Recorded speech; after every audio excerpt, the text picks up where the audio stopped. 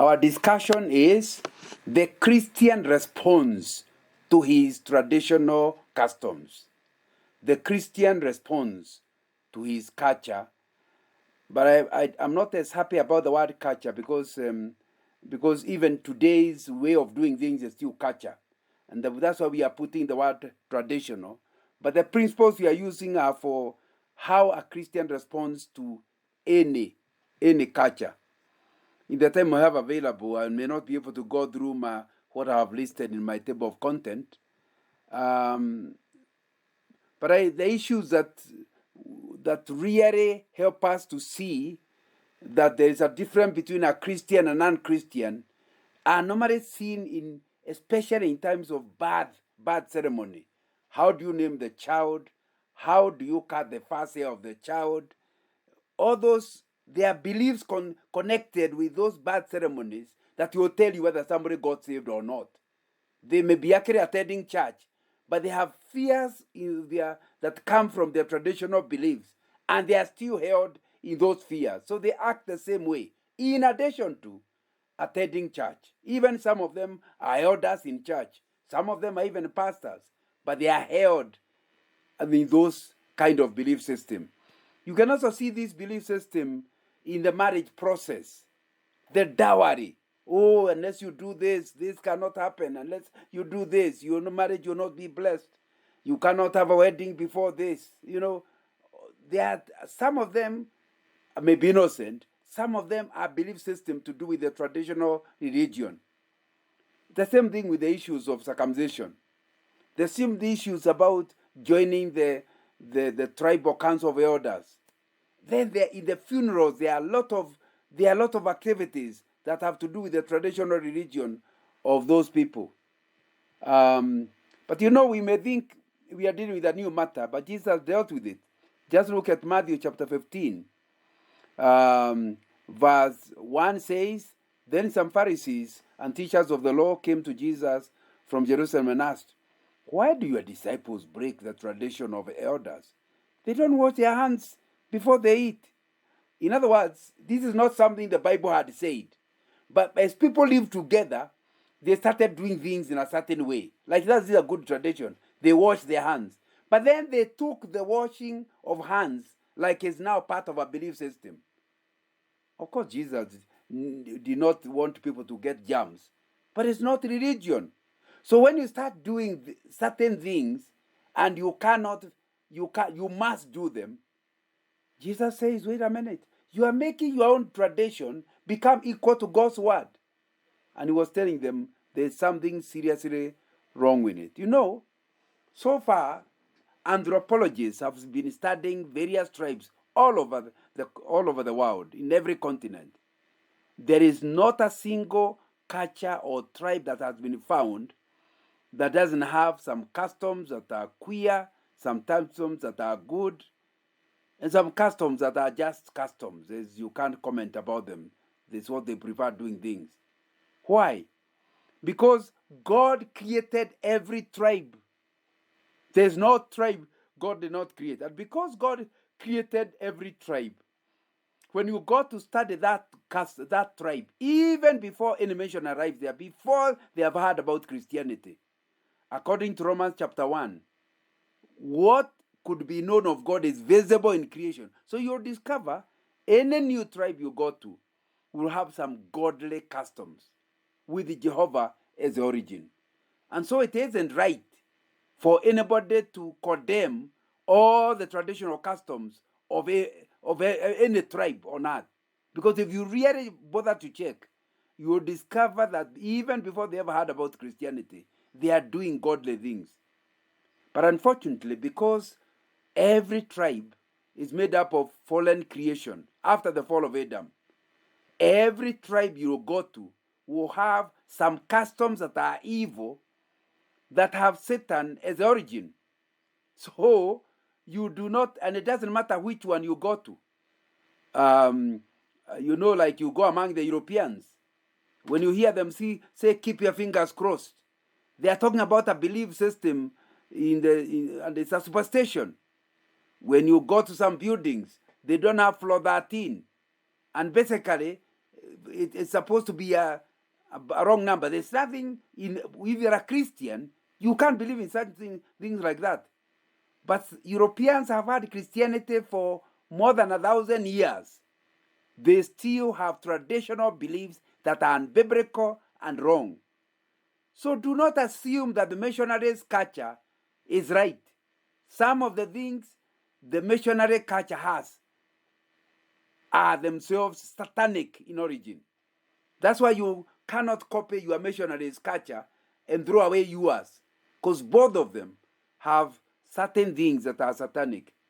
But of course, we must agree there are some customs that are neutral. When a Luo wants to attack the mountain of Ugali with his bare hands, as long as they are clean, don't tell him after he is saved, he should now start using a spoon. There's nothing religious about it. It's just a culture. That kind of a culture is just by human beings living together. There are certain things they prefer doing. It has nothing to do with religion. What am I then saying?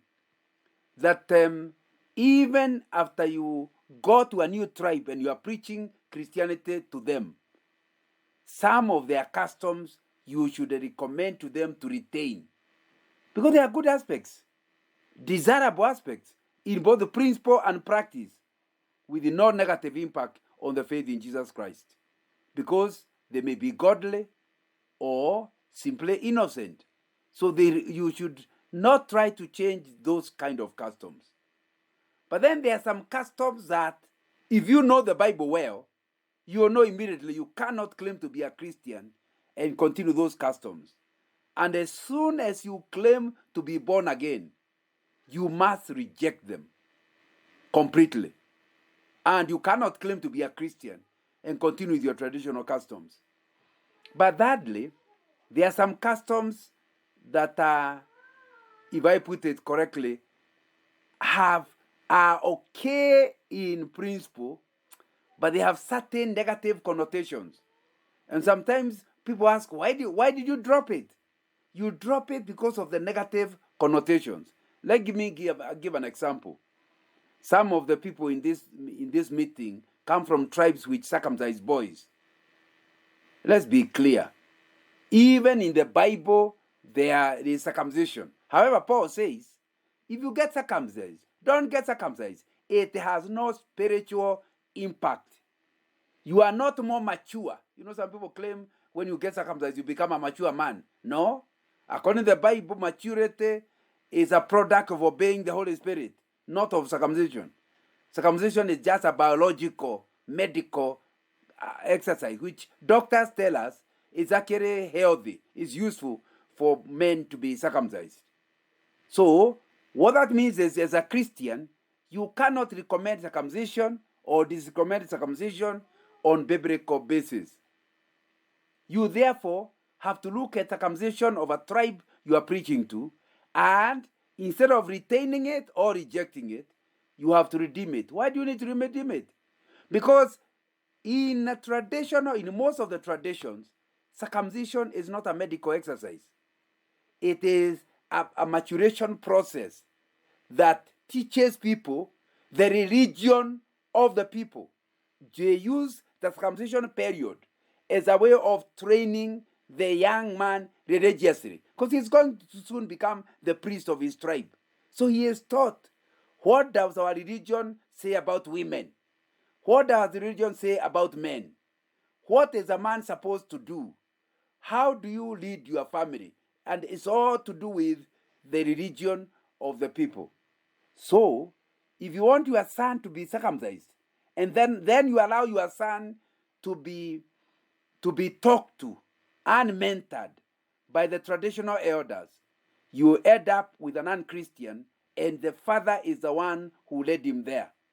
Because men, what you need to know about men is available in the scriptures. What you need to know about women is available in the scriptures. And some of the things we do in the tribe may be okay, but some of the things, the teachings in the circumcision process is based on the faith and religion of that particular tribe. Now, among the Kikuyus, because I happen to be a Kikuyu, if you grew up like me in the 1950s and 60s, when circumcision was a big thing.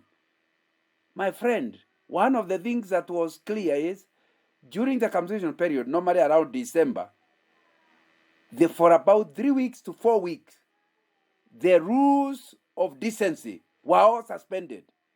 You are allowed to go from home to home where the boys are getting circumcised. And you can say almost anything describing private parts. Your mothers are there, your fathers are there, the young people are there. You talk such immoral things and nobody minds.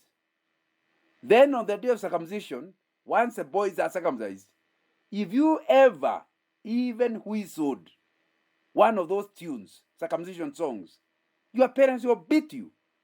There's just about 3-4 weeks of allowed to become immoral, but not after that. Surely, you cannot claim to be a Christian and participate in those traditional dances preparing the initiate. Either as an initiate, or a parent of an initiate, or just anybody.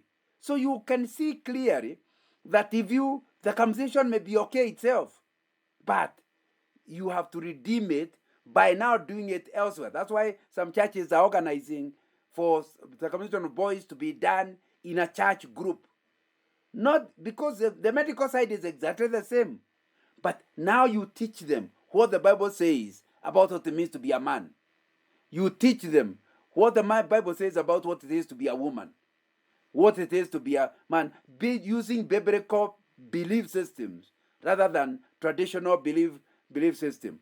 Unfortunately, some of the churches, even after the church is the one that has organized, they are calling traditional elders now inside the church to teach the beliefs of those people, which of course is a contradiction at all. So I hope you can then see, as you approach your culture, you need to identify what can be retained, what must be rejected, what can be not retained and not rejected, but kind of redeemed, amended, selected and rehashed in order for a Christian to continue to participate. One of the things I'm hearing the people that are going back, Christians who are going back to culture mentioning, is that there are Amaluya fast. Or some say, I'm a Kikuyu fast, then a Christian. I want to show you from the scriptures and from writers of the Bible that the Bible doesn't allow that. You are a Christian first, then your tribe second. I want to quote Dr. Bian Kato, the first General Secretary of Association of Evangelicals of Africa, whom Dr. Tokumbo, our elder before he died, took over from. And I know him because 2 weeks before he died, he came to speak to us in the university. I was the chairman of the University of Christian Union in 1975. So we invited him to talk to our Christmas carols, and then he went with his family to Mombasa and died in a swimming accident in the ocean.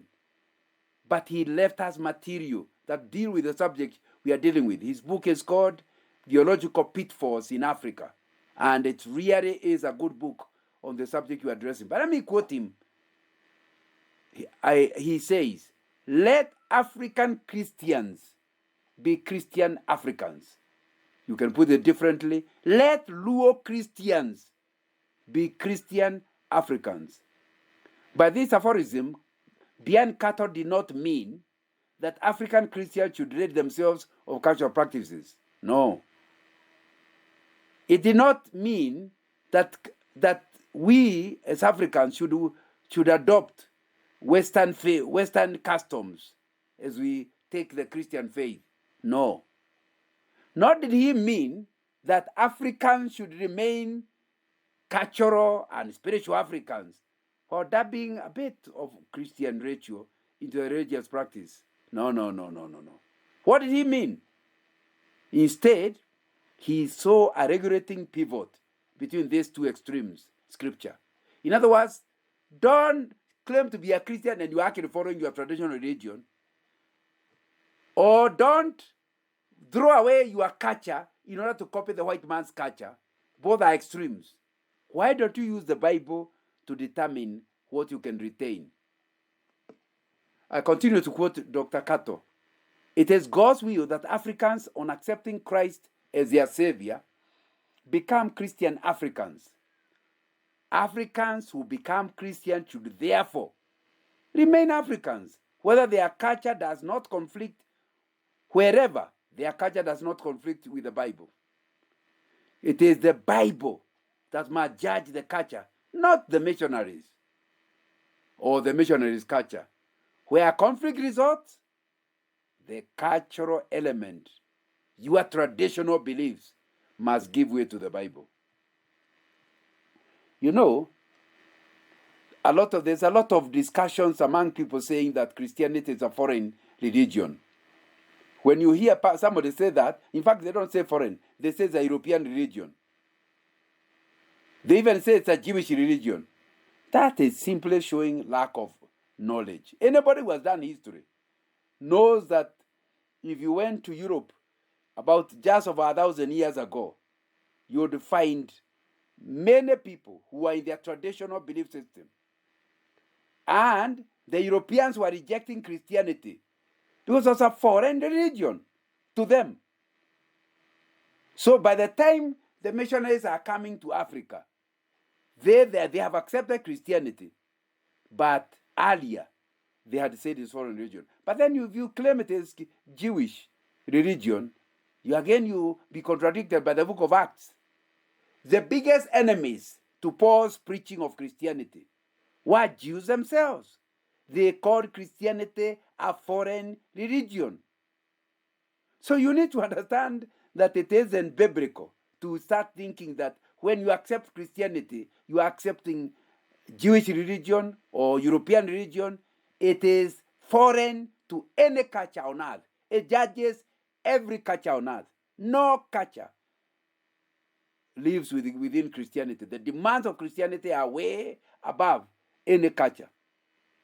And that's what Paul was saying in the book of Galatians chapter 1, verse 1.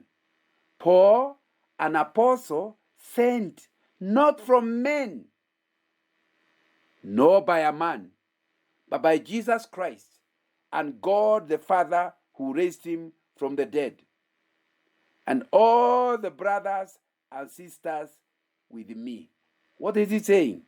The gospel must not be man-made. Whether that man is African or Europeans. Paul is saying, the gospel I preach to you was not sent from men. It was not sent by a man. I am not a product of Apostle Peter. I follow the gospel of Jesus Christ. And therefore, the gospel remains foreign to any culture and it judges every culture. I think the same thing Jesus is continuing to say in verse 3. And why do you break the commands of God for the sake of your tradition? Thus, you nullify the word of God for the sake of your tradition. So he is saying the word of God is supposed to be senior to your culture, to your tradition. That's Jesus himself talking. I think the problem here is what I call misplaced contextualization, which is a theological word. And I want to spend a bit of time just talking about this.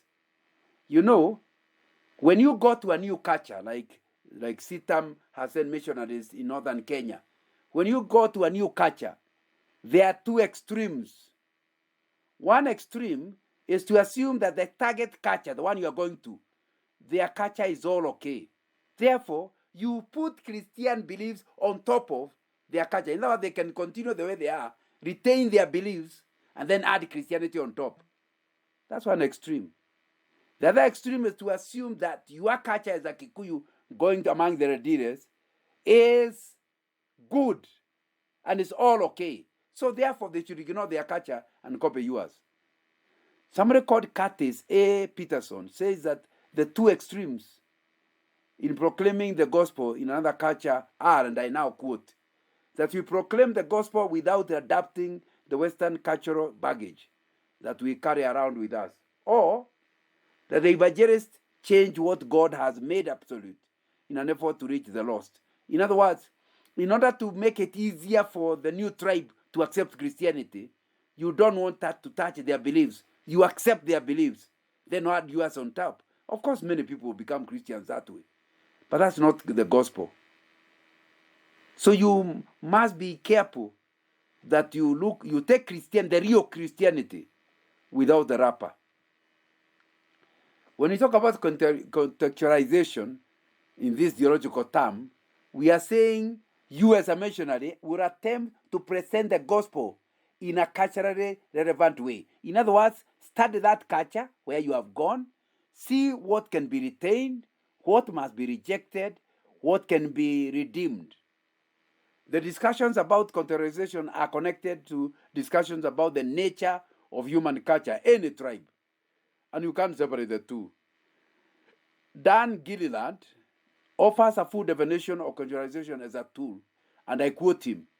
He says that intercontextualization is a tool to enable, insofar as it is humanly possible, an understanding of what it means that Jesus Christ, the Word, is authentically experienced in each and every human situation. That we want every culture to know Jesus for themselves without following the culture of the missionary. The trouble is, whereas contextualization itself is okay, Paul did it, Jesus did it. Even if you go to the place, you go to the book of Acts and you see Paul going to Athens, and he studies that culture and then sees what can be accepted, what can be rejected. He says, these are the gods reject. But there's a God you are calling an unknown God. And that's the one I want to talk to you about. That is what we are calling contextualization. Saying it giving the true gospel without compromising it, but in a way that can be understood there. But in an effort to be understood, you risk two possible errors. One error the theologians call obscurantism, which is be accepting a belief of the new tribe that obscures the true gospel. In other words, in the end, the true gospel will be forgotten because you have accepted that tribe believes. I want to give you an example among the Kikuyus. You will hear Kikuyus say, even God has said, God helps those who help themselves. And you can even hear some pastors quoting it. I keep telling them, show me where it is in the Bible. You see, when you keep emphasizing this, you actually cover up the true Christian belief, which is God helps even the helpless. Romans 5:8 is saying, Jesus died for us while we were yet sinners. We are not helping ourselves. We are happy in our sin. Then he died for us. God helps the helpless. But when you emphasize the beliefs of a tribe, they get to where you no longer now can see the truth. Let me give you another example. You hear a pastor during a wedding telling the bride, first of all, reading the passage in Genesis chapter 2. For this reason, a man shall leave his mother and father and be united to his wife. Then immediately after reading it, the belief among most African tribes is that the girl leaves her home to become a part of the home of the boy. But he has just read that for this reason a man will leave his father. So by the time he is getting married, he is not part of his father's home. The Bible is saying he must create a third home. He does not go to the girl's home. He doesn't go to his own home. The Bible is saying he creates a third home.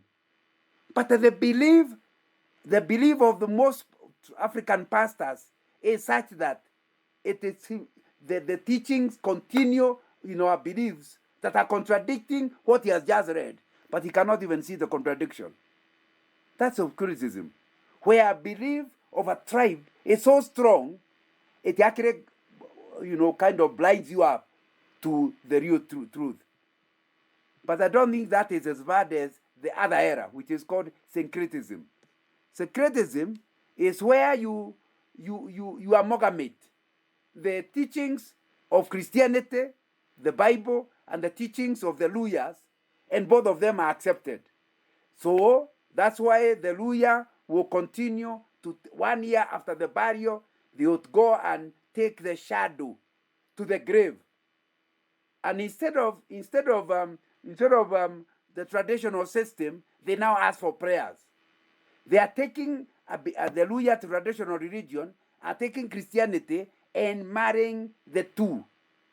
That's what we call syncretism, where you accept two separate types of teachings and accept both of them.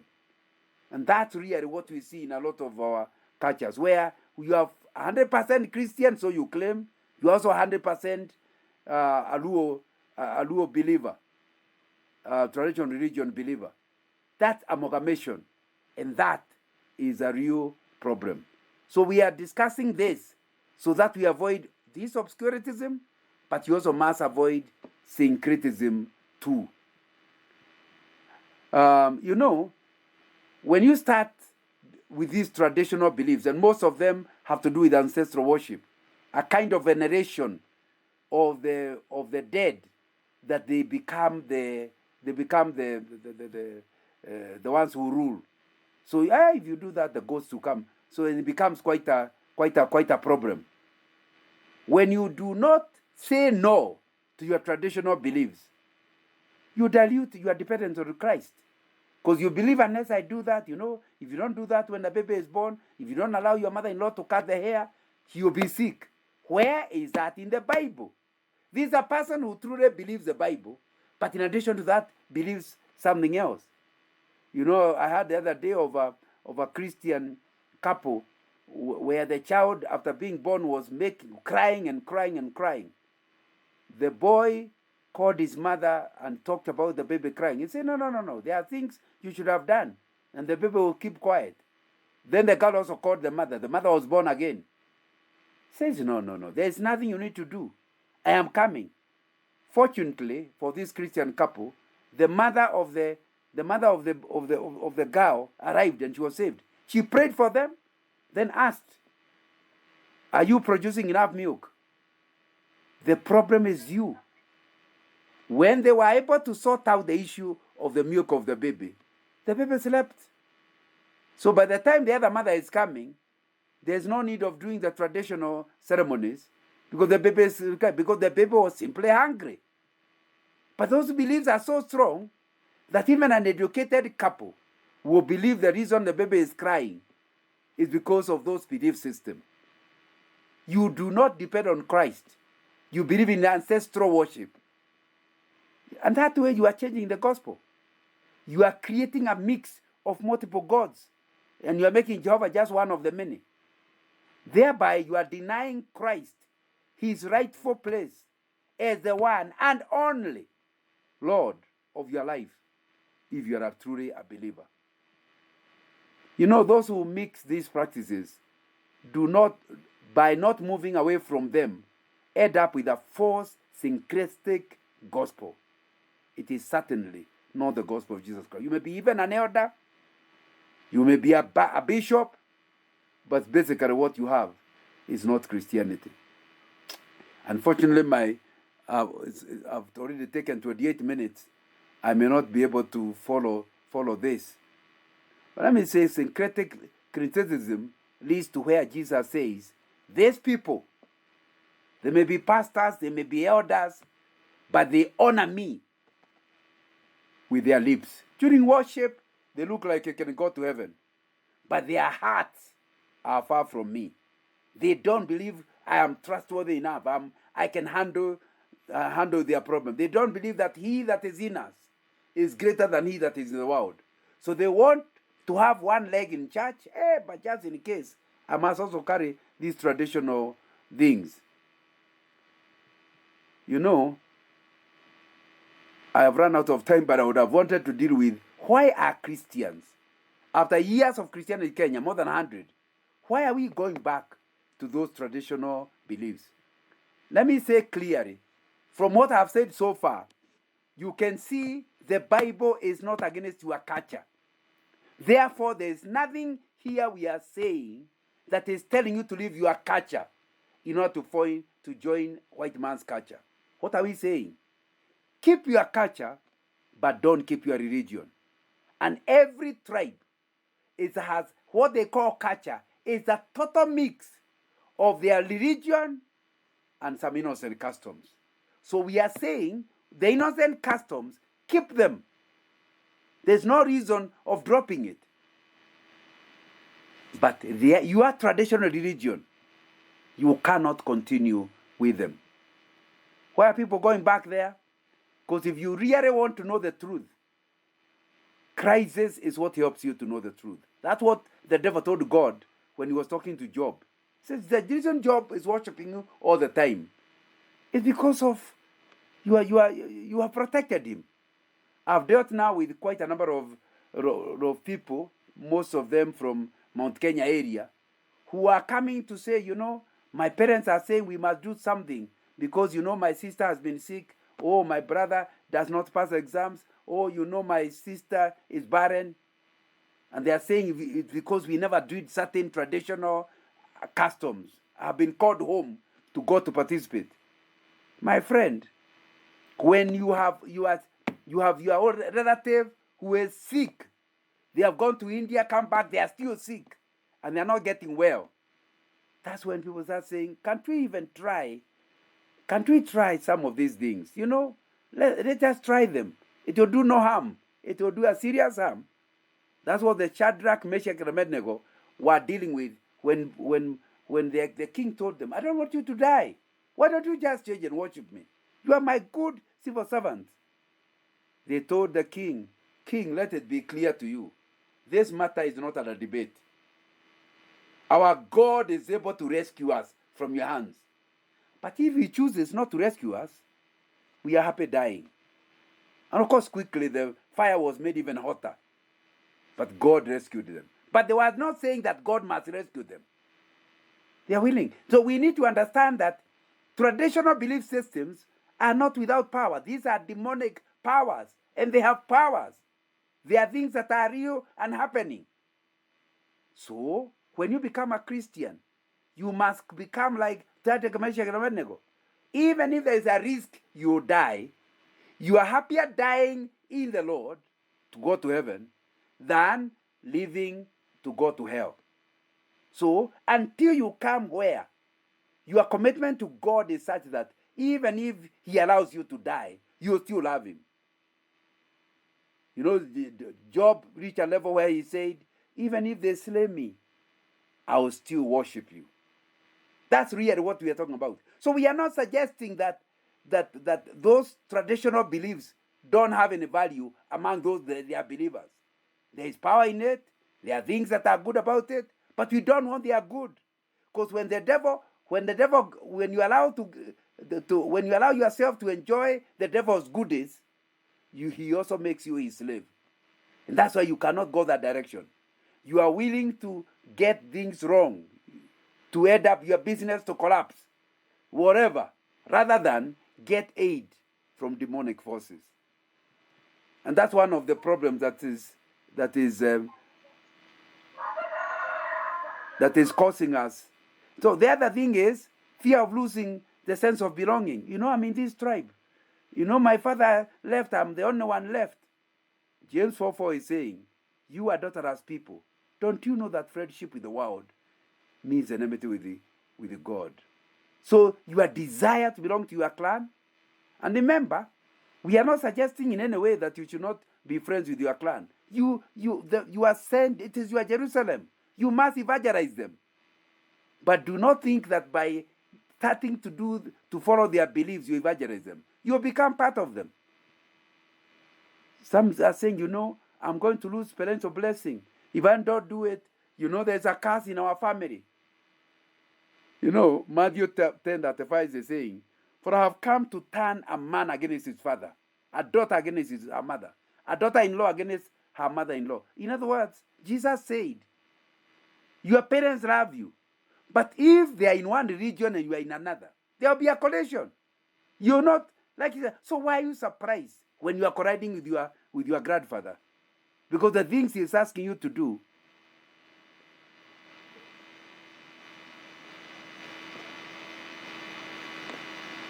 are muted.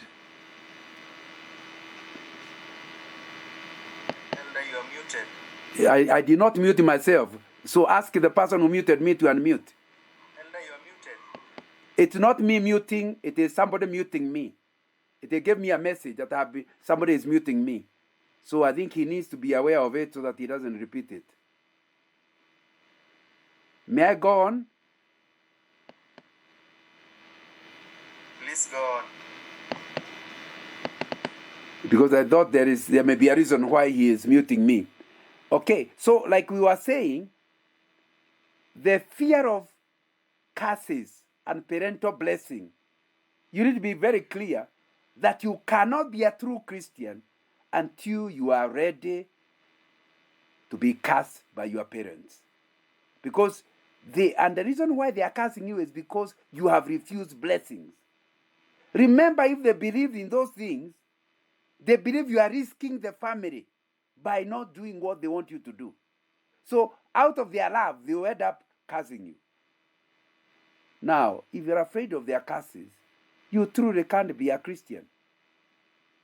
You see, Numbers chapter 23, we have Balaam and Barak. And Balaam is telling Barak, how can I curse those whom God has not cursed? In other words, your parents' curses are totally useless. They cannot touch you. Listen to Balaam again. How can I denounce those whom the Lord has not denounced? Blessings do not come from parents. Blessings pass through parents to children.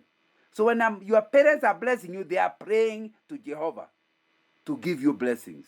So if they do something without the authority of Jehovah, their curse or their blessing is not important because they are not the source of blessings. Number two, although I know I'm running out of time, please understand that nowhere in the scriptures does the scripture demand that you obey your parents.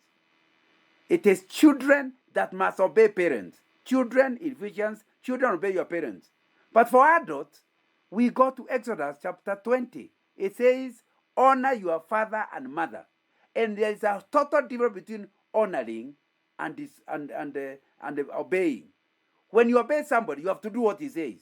When you honor him, sometimes you have to do something different. Your parents, I'm just about 70. Now, at my age, if my parents are alive, they'll be 90 or nearing 100. They are said now. God does not demand that I obey them in their senility, but I must respect them.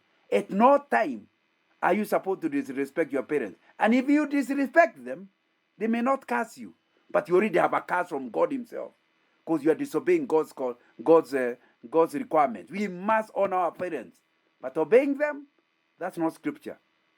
Jeremiah 31:30 is saying instead, everyone will die for their own sin.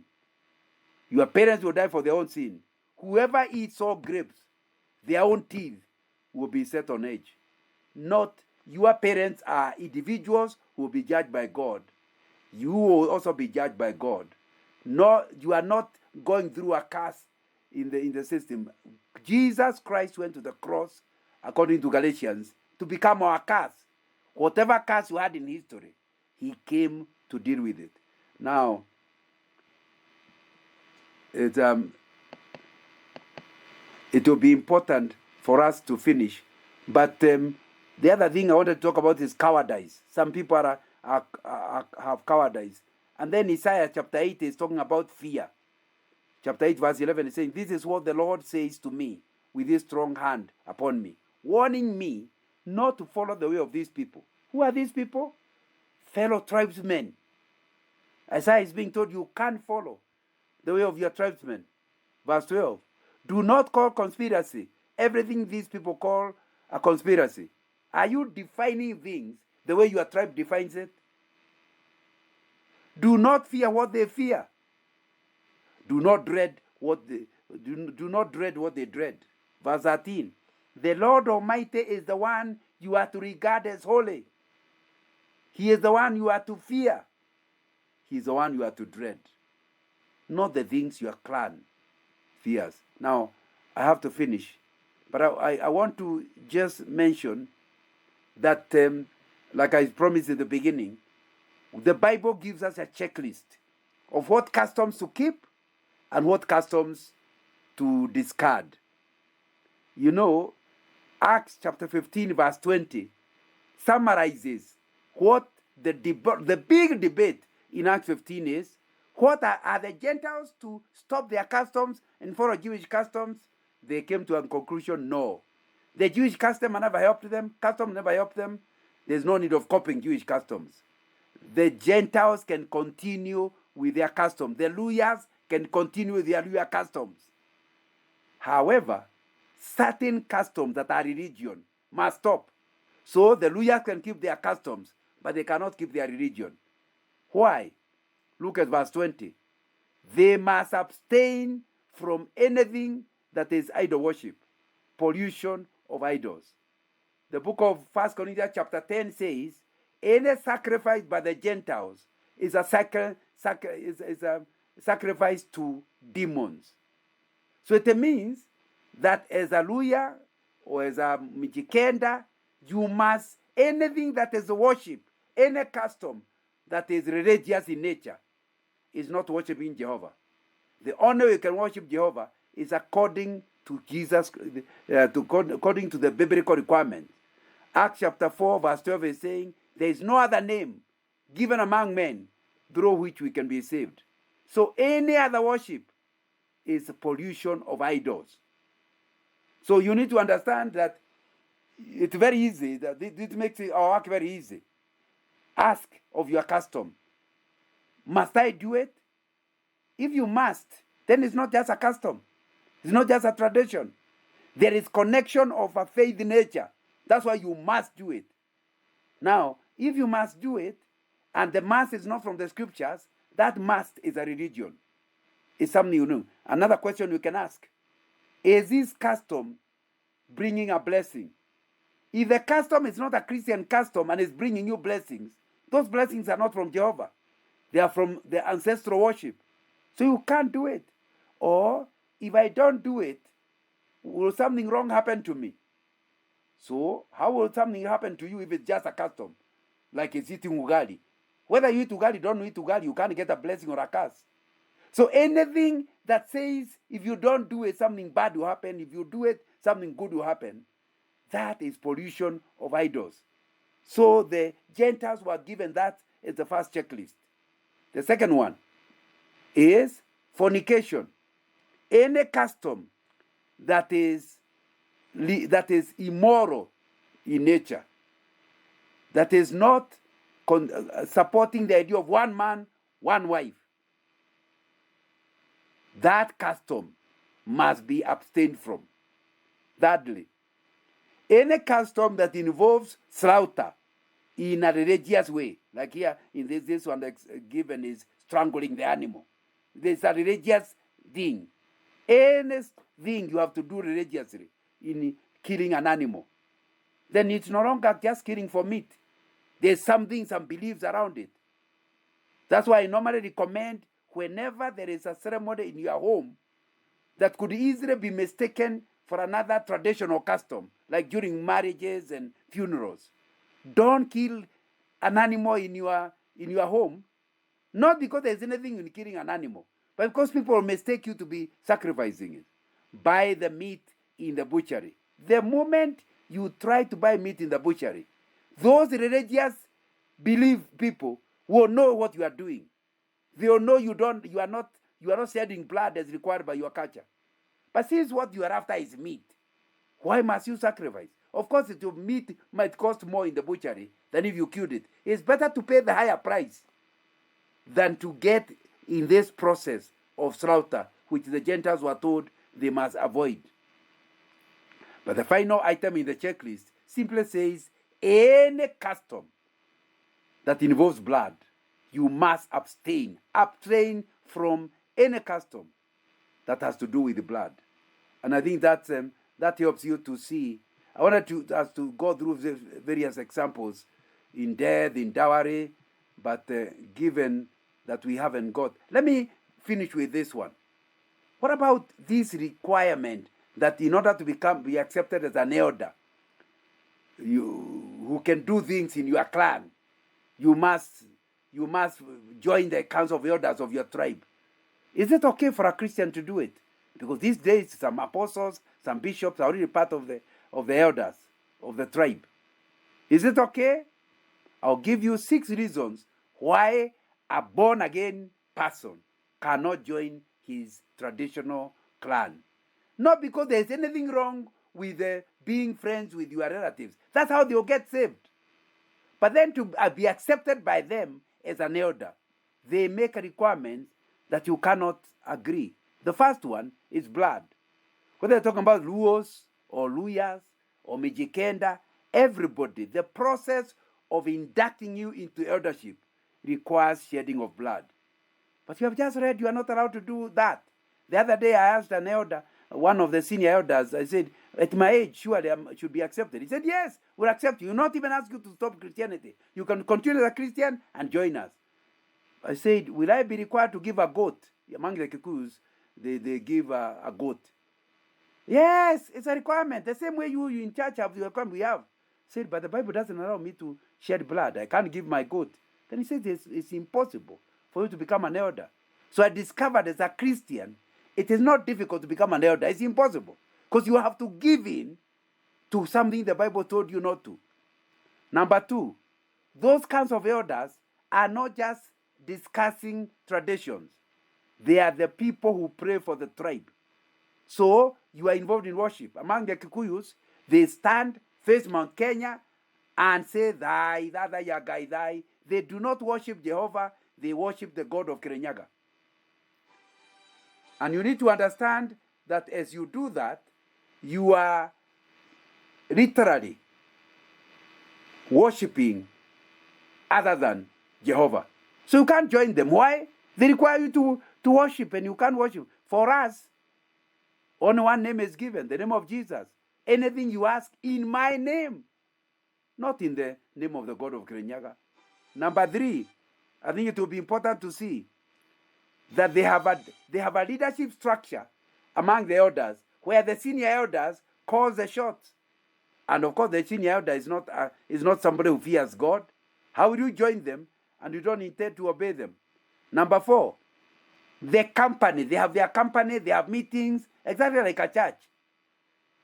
And you can't work together with them because their beliefs are not similar to your beliefs. Of course, number 5, they are secret society with things you are not allowed to tell. They are just exactly like Freemasons. And you have difficulty entering there. But the final one is all of them. The teaching is you are first a Luya, then a Christian. You are first a Kikuyu, then a Christian. And remember, according to 1 Corinthians chapter 5, verse 17, when you become a Christian, you are a new creation. Your tribal past is gone away. So you need to understand you can't join them because of their teaching. Unfortunately, I've taken 48 minutes. Let me hand over the meeting back